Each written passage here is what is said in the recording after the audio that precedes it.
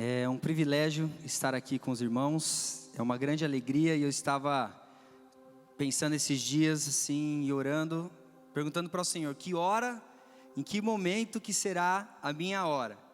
Porque é um tempo muito diferente, são perspectivas diferentes e confesso para os irmãos que um pouco diferente do que o ambiente que a gente tem de liberdade, de culto em família, está sendo esse momento para as nossas vidas, e nós, pregadores, pastores, estamos sendo desafiados também para buscar algo específico do seu coração e cumprir um momento profético das nossas vidas.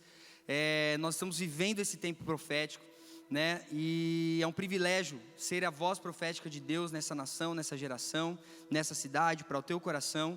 E eu tenho certeza que por terem muitos profetas se levantando e abrindo a sua boca e declarando as verdades de Jesus, nossa nação prosperará, o povo prosperará, porque a Bíblia diz que uma nação que não tem profetas é uma nação que se perde, que se corrompe, né? E nós estamos tendo nesses dias homens e mulheres que se levantam para declarar a vontade, a palavra de Deus, e é para isso que eu estou aqui, e eu conto com a graça do Espírito Santo, eu conto com o discernimento e sabedoria do Senhor para falar ao teu coração. E antes de darmos início, eu gostaria de convidar os irmãos para que a gente pudesse ter um momento de oração, amém? Feche seus olhos e vamos orar. Senhor, nós te louvamos pelo louvor, nós te louvamos pela adoração, nós te louvamos pelas maravilhas, nós te louvamos pelo seu resgate naquela cruz, nós te agradecemos pela tua bondade, Senhor, pela tua misericórdia, nós te louvamos porque durante todo esse tempo, como sempre, mas especialmente nesse tempo, o Senhor está cuidando de nós, nesse tempo especialmente o Senhor está agindo no meio de nós, e os nossos corações estão alegres e seguros na tua presença. Nós estamos guardados na paz, nós estamos guardados no amor, nós estamos guardados na provisão, que o Senhor está cuidando e agindo em nosso favor. Nós te louvamos por isso e clamamos, Senhor, para que uma vez que o nosso coração está aberto agora para a tua palavra, o Senhor possa ocupar o teu lugar, revelar a tua mensagem, nos levar a uma consciência, nos levar ao entendimento daquilo que o Senhor tem para nós. Eu te louvo e te agradeço pelo privilégio de anunciar a tua palavra, e eu clamo para que essa palavra possa ser um divisor de águas e alcançar lugares profundos em cada mente, coração que assiste, que participa conosco deste culto. Nós te louvamos e te agradecemos em nome de Jesus, amém. E então eu estava pensando muito a respeito desse momento e estudando um pouco a palavra de Deus e um pouco da história da humanidade. Eu percebo que, embora seja muito novo, especialmente para mim, que nunca experimentei de uma situação como essa, em nenhum momento eu tinha passado por uma circunstância dessa, de parar tudo, de ter que ficar em casa e etc. Durante meus 30 anos de vida eu nunca vivenciei algo disso. Mas se você olhar para a história, se você olhar para a humanidade, você fica muito claro e muito evidente que em muitos outros momentos a humanidade passou por processos, por ciclos como esse. E de uma certa forma isso nos traz uma tranquilidade, porque se eles passaram e se os nossos antepassados venceram qualquer circunstância adversa, mesmo que hoje a gente calcule isso, a gente diga, mas agora é mais complicado, agora é mais perigoso, enfim, se eles já venceram, com certeza nós venceremos também, nós teremos direções do céu de forma clara e objetiva para o nosso tempo, para o nosso momento. Mas não deixa de ser um ciclo, não deixa de ser um processo que nós estamos passando, um deserto que nós estamos passando, não deixa de ser um momento em que Deus Pai, com todo o seu amor, com toda a sua graça, com toda a sua autoridade, com todo o seu poder, a sua justiça, tem parado a humanidade e tem feito um convite para que essa humanidade reflita a respeito dos seus valores, reflita a respeito das suas prioridades, reflita a respeito daquilo que são os seus fundamentos. E eu vejo que Deus ele tem sacudido os nossos fundamentos. Eu vejo que Deus nesses dias ele tem sacudido as estruturas da nossa vida.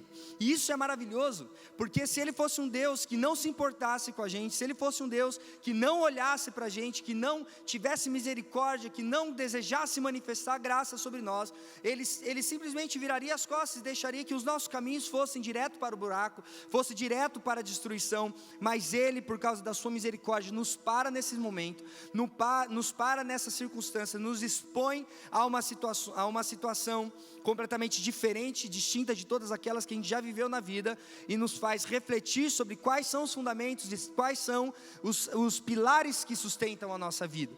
E eu peguei aqui algumas histórias bem rapidamente para que eu desse uma introdução do que nós vamos falar como tema nessa noite, mas 3 momentos assim me vieram à cabeça sobre esse momento que nós estamos passando.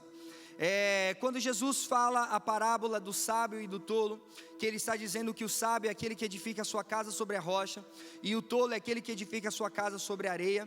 Jesus não está falando simplesmente de uma construção, não está falando simplesmente de uma coisa estética, mas Jesus está falando de fundamento.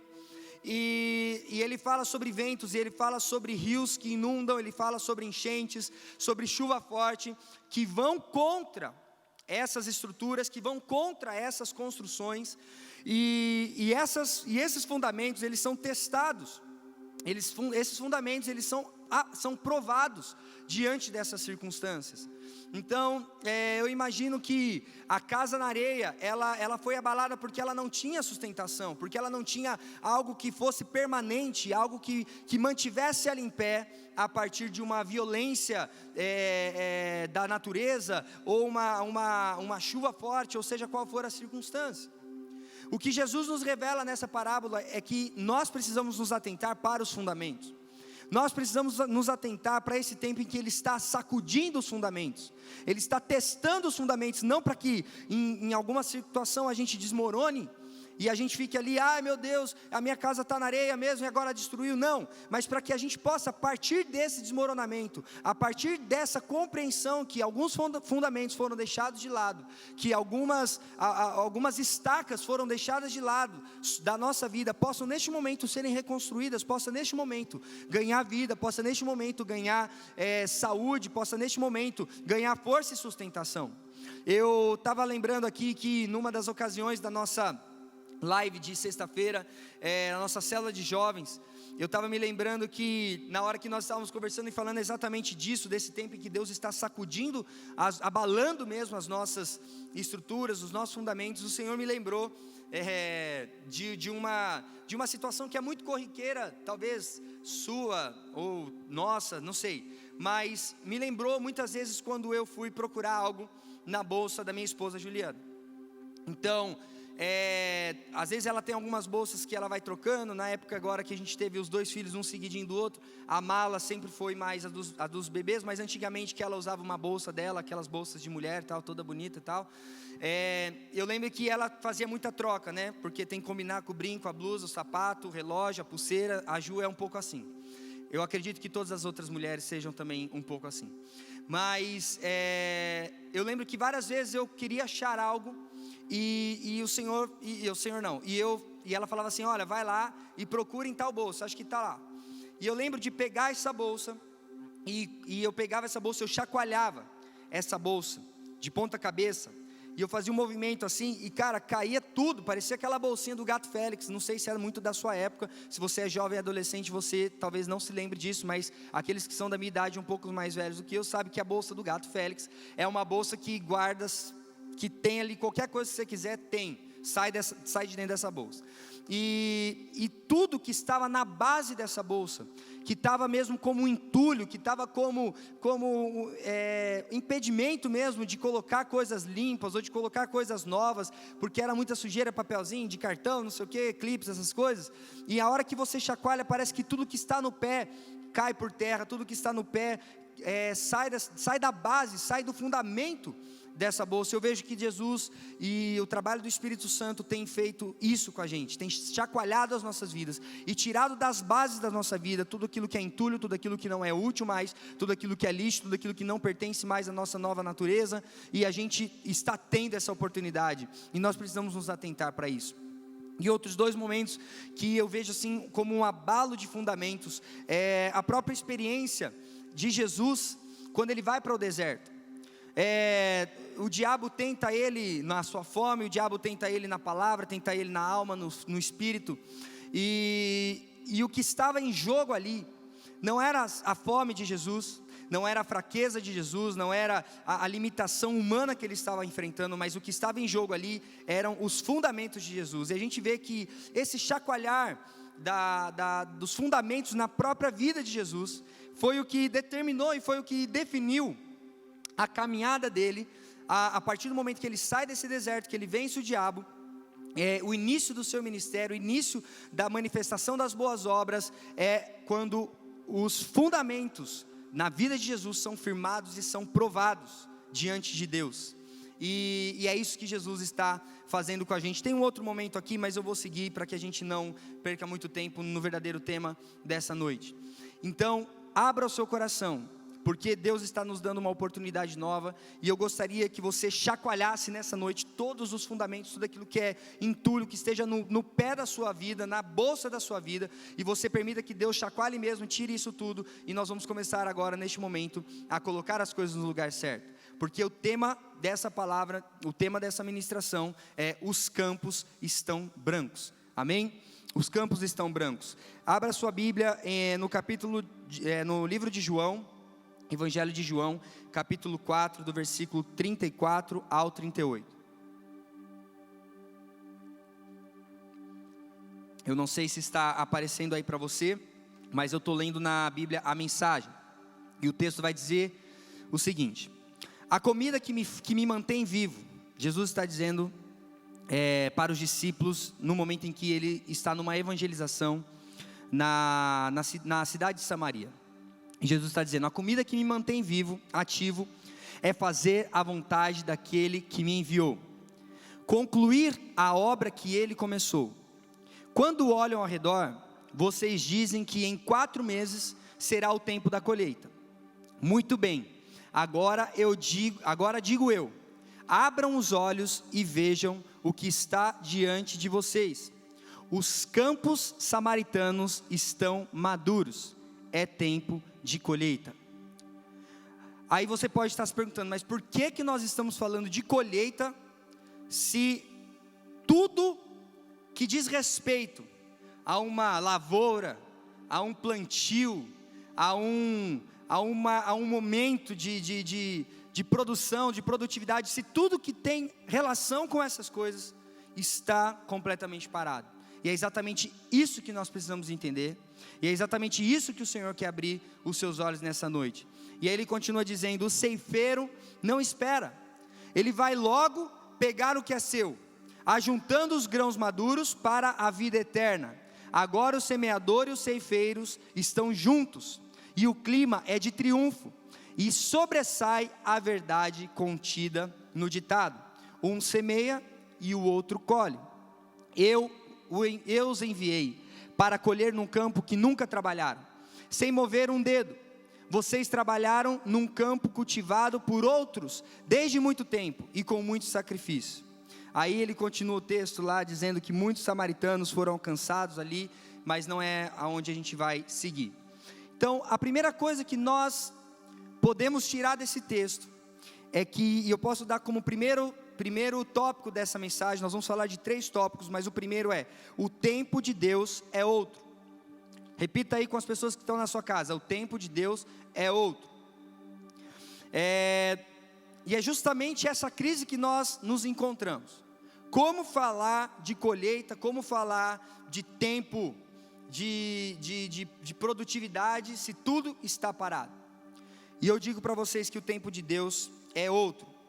A preocupação com o futuro, a preocupação com as circunstâncias, a preocupação com o corona e com as coisas paradas, nunca deveria ter ocupado o lugar dos nossos corações, uma vez que nós compreendemos o tempo de Deus. Os discípulos, eles estavam ali em uma terra para evangelizar um povo, eles estavam ali em missão com Jesus, eles estavam seguindo a Jesus, e Jesus quis revelar para eles o seguinte: que a colheita na cabeça deles ainda estava prevista para daqui 4 meses. Eles estavam ali só trabalhando sem poder experimentar a colheita. E Jesus diz para eles: não é daqui 4 meses, já está pronto agora. Talvez hoje o que a gente diga é que só depois de 10 de maio que as coisas vão andar. Talvez você esteja dizendo, só depois que liberar essa quarentena que as coisas vão progredir. Só depois que houver uma intervenção dos governantes, uma intervenção militar ou uma intervenção de qualquer outra coisa, que as coisas vão mudar. Só depois que esse vírus ser completamente exterminado, só depois de 85% da população contrair o vírus, é que as coisas vão dar. Só depois disso, só depois daquilo. E são essas respostas que nós estamos dando diante dos desafios que nós estamos sendo colocados. É só daqui 4 meses. O tempo de Deus não é o mesmo que o nosso tempo. E eu vejo que nesses dias o Senhor, a palavra de Deus e todo o processo de salvação e de transformação das nossas vidas, são processos contínuos, são processos que não param, são processos que desde o dia em que nós nascemos, a obra do Espírito é para alcançar o teu coração, é para alcançar a nossa vida em retidão, em salvação, em arrependimento. E eu vejo que nesses dias o Senhor está acelerando os processos. Eu vejo que nesses dias o Senhor está invertendo as prioridades na nossa cabeça e no nosso coração. O Senhor está nos parando, está chacoalhando os nossos fundamentos, para a gente repensar a nossa caminhada. E para que a gente entenda que a temporalidade dessa terra, a temporalidade da humanidade, não é o relógio que deve bater no meu e no teu coração. Porque o tempo de Deus é outro, e Deus está acelerando os seus processos. Aquilo que nós achamos que aconteceria, sei lá, daqui 100 anos, daqui 1000 anos, daqui 20 anos, daqui 10 anos, está acontecendo agora, porque esse é o tempo do Senhor.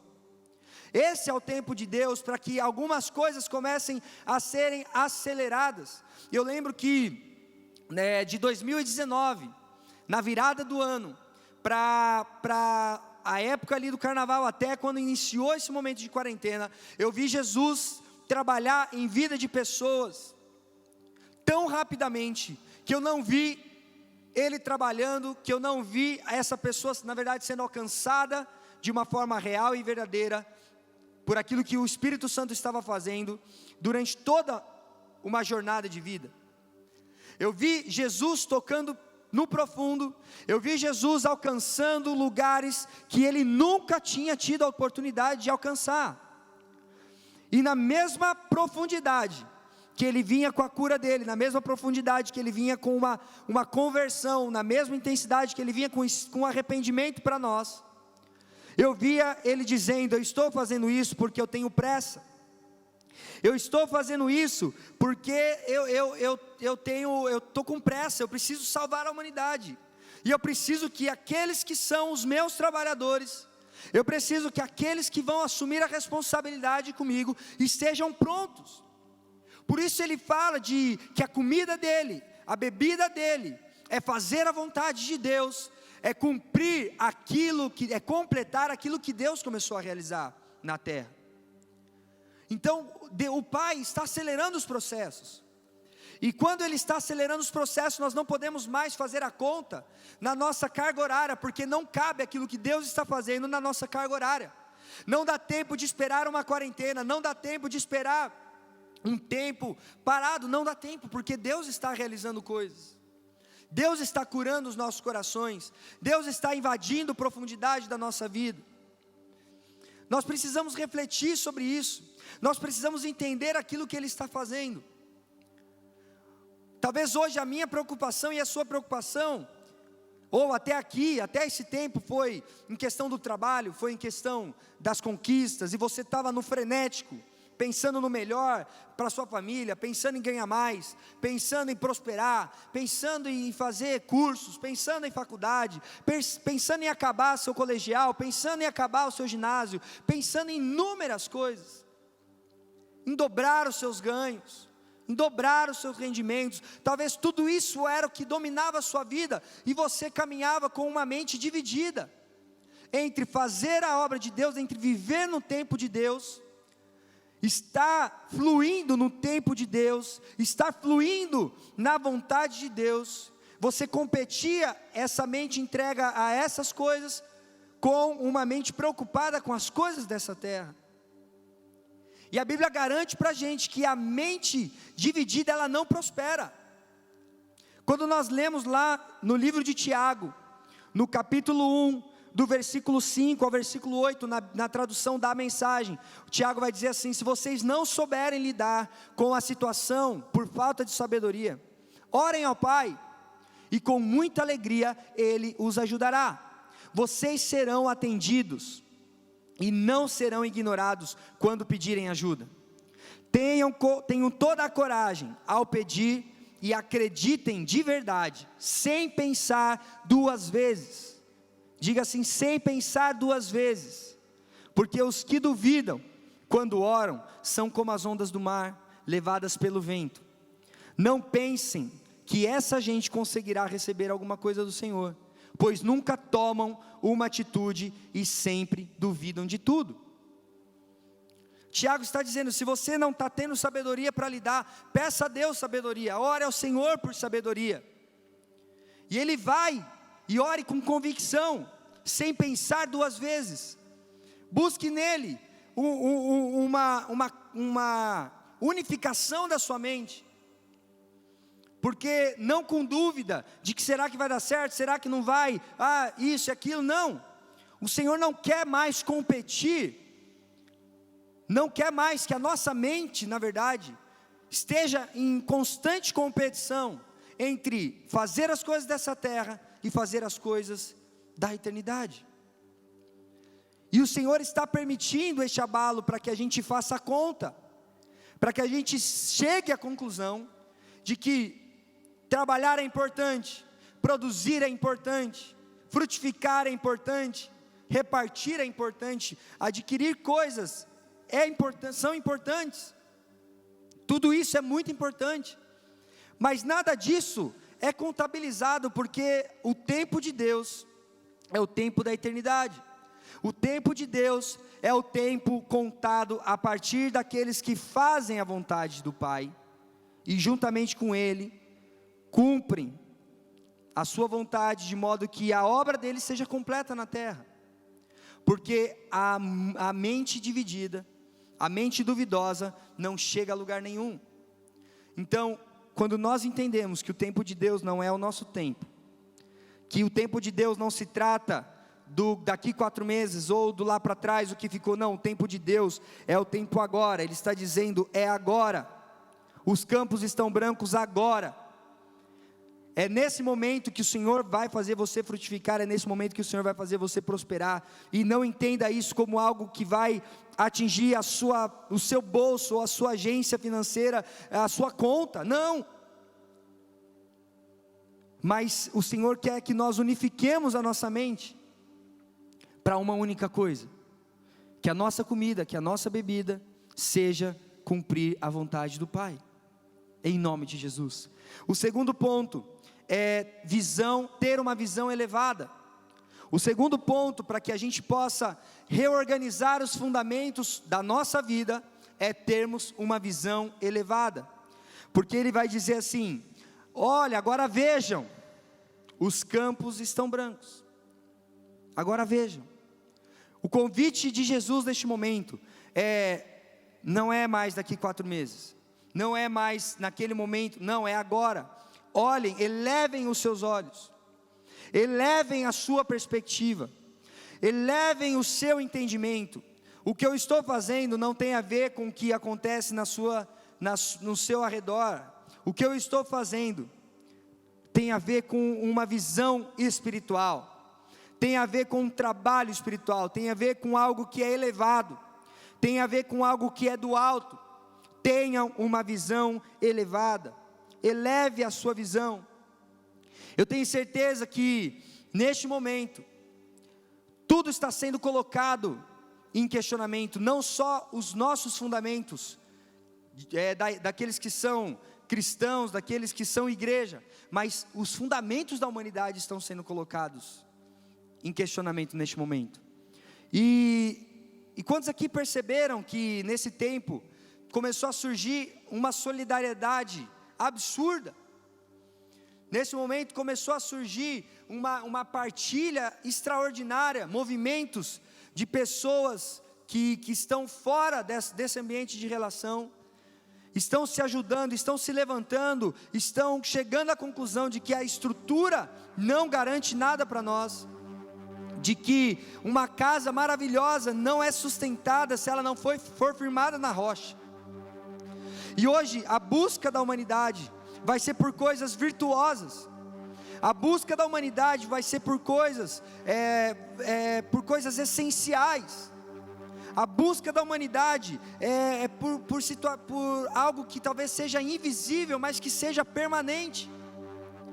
Esse é o nosso desafio, e você elevar os seus olhos, é você buscar o que é virtuoso, é você buscar o que é essencial, e é você buscar aquilo que é permanente e trazer isso para a sua vida. Isso é todo o conhecimento de Deus, toda a sabedoria de Deus, toda a responsabilidade que você tem como marido, como pai, como filho, como esposa, como namorado, como noiva, como amigo, toda essa responsabilidade, todo esse comportamento, tudo que Deus espera que você revele, que você manifeste, está na busca por coisas elevadas. Está em você elevar os seus olhos, levantar os seus olhos e ver o que Deus está fazendo, e ver o que Deus está realizando, e trazer para a sua vida e para a sua existência aquilo que é essencial, aquilo que é permanente. E nós temos isso porque nós temos a palavra de Deus, nós temos isso porque nós temos os ensinamentos de Jesus, nós temos isso porque nós temos o conhecimento de Jesus. Colossenses capítulo 3, do versículo 1 ao 2 diz assim: então, se vocês estão falando sério sobre viver a nova vida da ressurreição com Cristo, ajam de acordo com ela, busquem as coisas norteadas por Cristo, não fiquem se arrastando por aí cabisbaixos, absorvidos com o que está à frente de vocês. Olha como que a palavra é atual. Não fica olhando aqui, é o corona, é a quarentena, é a falta de dinheiro, é a falta de emprego, é a crise. Esses são os ruídos. Nós cantamos que o nosso louvor será elevado, será mais alto que todos os ruídos, e é exatamente isso que nós estamos sendo trabalhados. Esse é o essencial, esse é o virtuoso, essa é a vida de verdade que Deus tem para a gente. Não fiquem aí se arrastando cabisbaixos, absorvidos com o que está à sua frente. Olhem para cima e observem o que acontece ao redor de Cristo. Olhem para cima, e por aí que vocês devem seguir, é por aí que vocês devem seguir. Vejam as coisas da perspectiva dele. Esse é o chamado de Jesus para nós. Tenham uma visão elevada, busquem as coisas que são do alto, não fiquem presos às circunstâncias, e busquem enxergar aquilo que Ele está fazendo, seja agora ou seja depois, nas suas relações, no seu casamento, qualquer que seja a circunstância. Não tenha uma visão como quem está cabisbaixo, como quem só enxerga os limites daquela relação, mas eleve os olhos e veja tudo na perspectiva dele. Isso é algo que pode ocupar o fundamento da sua vida, e pode substituir os materiais e os entulhos que estavam lá, atrapalhando o seu crescimento e o seu desenvolvimento. E o terceiro e último ponto para encerrar: a colheita é agora. A colheita é agora, irmãos. Os campos estão brancos agora.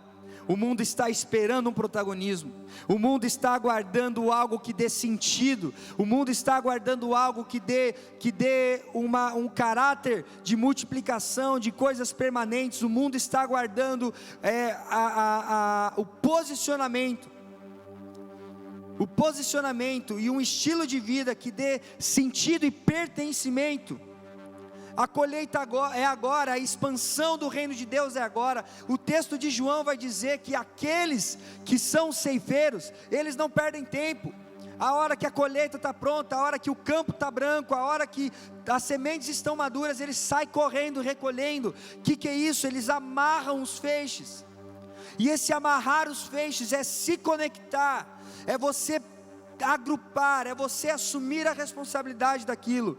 E é você, a partir dessa conexão, recolher essas sementes que frutificaram. Jesus está nos chamando para recolher aquilo que já está sendo plantado muito antes de qualquer trabalho que a gente tenha feito. E essa colheita não é uma colheita financeira, não é uma colheita simplesmente física e terrena, mas é uma colheita de vidas, é uma colheita de almas, é uma colheita de pessoas. As pessoas estão cansadas do mesmo, as pessoas estão cansadas, a humanidade está cansada daquilo que está sendo apresentado para elas, das coisas vazias que estão sendo apresentadas para elas. Então a colheita está pronta, o reino está pronto para ser expandido, o reino está pronto para frutificar, para crescer. O reino chegou, e o mundo está aguardando coisas íntegras, o mundo está aguardando coisas completas. Não se trata mais do tamanho da semente que é a nossa vida. O que importa é que essa vida tenha um caráter de multiplicação, tenha um caráter de partilha, de repartir mesmo. A vida, repartir o evangelho, repartir a mensagem, repartir a salvação, repartir o arrependimento, repartir tudo que nós recebemos por meio da graça. Esse é o chamado de Jesus. Não importa qual seja a sua semente. Jesus, em um determinado momento, conversando com seus discípulos, ele diz, os discípulos falam assim: Jesus, essa fé aí, ela é muito grande, faz a nossa fé aumentar. Aí Jesus fala assim: se a tua fé foi do tamanho de um grão de mostarda, e vocês disserem para aquele monte, vai para lá ou vai para cá, o monte sai e vai. Porque Jesus não está preocupado com o tamanho da fé, Jesus não está preocupado com o tamanho que é essa semente. Não importa para Jesus se é um caroço de abacate, não importa para Jesus se é um grão de mostarda. O que importa para Jesus é que se isso for completo, se isso for cheio, se isso for pleno, é isso que vai começar a multiplicar e gerar vida aonde quer que ele caia, em qualquer que seja a terra que ele caia. A colheita é agora, e se nós somos os trabalhadores, não é mais um trabalho para menininhos, não é mais um trabalho para criancinhas, não é um trabalho mais para que a gente viva a nossa vida esperando que Deus faça algo que Ele já fez, que Ele derrame mais do que Ele já derramou, que Ele faça de novo o que Ele já fez. Não é mais tempo de nós ficarmos presos às nossas meninices, mas é tempo de amadurecimento, e é tempo da nossa vida começar a multiplicar, a crescer, a prosperar em virtude, em coisas que são essenciais, que são a palavra de Deus, que são as verdades de Deus, que são os ensinamentos de Jesus. Este é o tempo para todos nós. Lucas capítulo 9, versículo 27 diz... Jesus dizia a todos: se alguém quiser acompanhar-me, negue-se a si mesmo, tome a sua cruz. Em outras versões, ele vai dizer assim: se alguém quiser ter um encontro real com a sua identidade, olha o que Jesus está falando na versão da mensagem: real com a sua identidade, sigam o caminho do alto sacrifício, esse é o meu caminho. Então, meus irmãos, você nunca vai se identificar, você nunca vai descobrir a sua identidade, se tudo na sua vida, como na outra versão da tradução da linguagem de hoje, vai dizer que de trocar as nossas prioridades, de tratar as coisas dele como importantes para nós, se a gente não nos atentar para isso, a gente nunca vai descobrir quem a gente é, porque nós não somos aquilo que nós fazemos, nós não somos a nossa profissão, nós não somos o nosso trabalho, nós estamos no nosso trabalho, mas nós só seremos a partir do momento em que nós estivermos preparados para abrir mão da nossa própria vida, abrir mão daquilo que é prioritário para a gente e entender que a prioridade é viver o reino de Deus. Então, igreja, você quer chacoalhar e você quer deixar que Jesus chacoalhe mesmo os fundamentos e aquilo que está sob os seus pés, e você quer mesmo se livrar disso, esse é o momento, e para isso nós temos o caminho é arrependimento, porque esses entulhos e essas coisas só estão sob a base dos seus pés, porque você em algum momento decidiu fazer as coisas do seu jeito, mas Jesus quer chacoalhar isso, e esses são os ventos do momento, e essas são as chuvas, e essas são as tempestades, e essas são as enchentes, e isso vai lavar os fundamentos, vai lavar os entulhos, vai lavar toda a sujeira, mas outras coisas precisam ocupar esse lugar. E nós precisamos entender que os campos estão brancos. É a nossa oportunidade de evangelização. É a nossa oportunidade de salvação. É a nossa oportunidade de ver o que Deus está fazendo. É a nossa oportunidade de entender o tempo de Deus. Quantos aqui estão comigo em nome de Jesus? E eu queria que você fechasse seus olhos.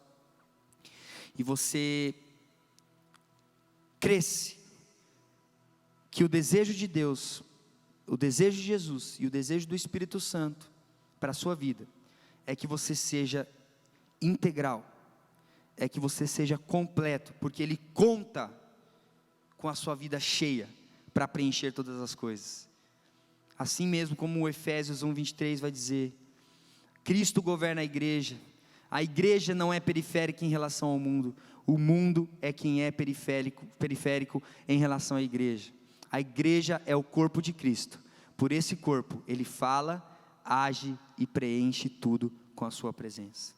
O encaixe da humanidade, o encaixe para a salvação e para a transformação da humanidade, é a sua vida sendo entregue completamente, não é uma parte dela, não é mais uma vida dividida, uma mente dividida, mas é uma entrega total da sua vida, para que se cumpra e se conclua toda a boa obra. É isso que nós queremos, é isso que nós oramos nessa noite, em nome de Jesus. Pai, eu quero te agradecer pela tua palavra, eu quero te louvar, Senhor, por aquilo que tu estás realizando nos nossos dias. Eu quero te agradecer pela oportunidade que nós temos, ó Pai, de celebrar o teu nome, de celebrar a tua verdade, de celebrar, Senhor, a tua libertação. Eu sei que há um tempo em que nós estamos sendo desafiados, abrir mão de tudo aquilo que não serve, de tudo aquilo que nos atrapalha, de tudo aquilo que nos distrai, e que nessa noite, nós possamos nos entregar a essa verdade, a verdade da tua palavra, e ter os olhos e ter a compreensão de que o tempo é seu, de que a visão elevada, o Senhor deseja compartilhar com cada um de nós, e de que os campos estão brancos, e a colheita é agora, e nós queremos participar dessa grande colheita. Nós não vamos ficar esperando, como os discípulos talvez esperaram ali, que a colheita só viria daqui 4 meses. Nós estamos num tempo pronto para alcançar vidas, para salvar pessoas, para amar pessoas, para conectar as pessoas, para agarrar essas pessoas e levá-las a uma vida de vitória, uma vida com outra perspectiva, uma vida com sentido, e uma vida com propósito, e uma vida integral, completa, cheia. E é isso que vai fundamentar a nossa vida a partir de hoje, papai. E é isso que vai nos sustentar diante de qualquer desafio que nós possamos enfrentar daqui para frente, porque eu tenho certeza que esse não é o último. Levanta a tua igreja, perdoe os pecados daqueles que nos assistem, perdoe os nossos pecados, tenha misericórdia de nós, Pai, tenha compaixão de nós, Senhor Jesus, nos abrace na sua graça, nos envolva, e seja realmente aquele que é um espelho para nós, uma referência para nós, e nós nos convertemos e nos entregamos à tua presença, nós nos entregamos à tua verdade, em nome de Jesus, amém, amém e amém. Muito obrigado pela oportunidade que você me dá, de entrar na tua casa e compartilhar essa palavra, e eu espero que você seja muito abençoado por ela, e que você frutifique muito, não importa qual seja o seu tamanho. Uma semente cheia é aquela que é capaz de mover uns montes para lá e para cá, num só comando, amém?